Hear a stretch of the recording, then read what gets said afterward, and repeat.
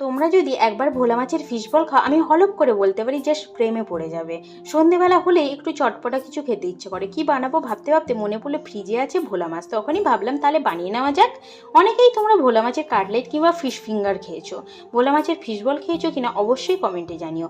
এখানে আমি কড়াইতে জল গরম করে ভোলা মাছগুলো কড়াইতে দিয়ে দিলাম, লবণ আর হলুদ দিয়ে 10 মিনিট ঢাকা দিয়ে সেদ্ধ করে নিয়ে মাছগুলো থেকে কাঁটাগুলো বেছে নিয়ে দিয়ে দিলাম গ্রেট করা আলু, পেঁয়াজ কুচি, কুচনো কাঁচা লঙ্কা, হলুদ গুঁড়ো, জিরে গুঁড়ো, ধনে গুঁড়ো, কাশ্মীরি লঙ্কার গুঁড়ো, গরম মশলার গুঁড়ো, গোলমরিচের গুঁড়ো, লেবুর রস, ধনেপাতা, লবণ, আদা বাটা ও রসুন বাটা দিয়ে ভালো করে মেখে নিলাম। এবার একটা বাটির মধ্যে কর্নফ্লাওয়ার, ময়দা, লবণ, গোলমরিচ গুঁড়ো দিয়ে অল্প জল দিয়ে একটা ব্যাটার তৈরি করে নিলাম। এরপর মশলা দিয়ে মাখা মাছটাকে ছোট ছোট করে বল তৈরি করে নিয়ে ময়দা ও কর্নফ্লাওয়ারের ব্যাটারের মধ্যে ডিপ করে নিয়ে ব্রেড গামসে কোট করে নিলাম। একে একে সবকটা বল একইভাবে কোট করে নিয়ে গরম তেলের মধ্যে ছেড়ে দিলাম, এপিট ওপিট করে লাল লাল করে ভেজে নিয়ে তুলে নিলাম।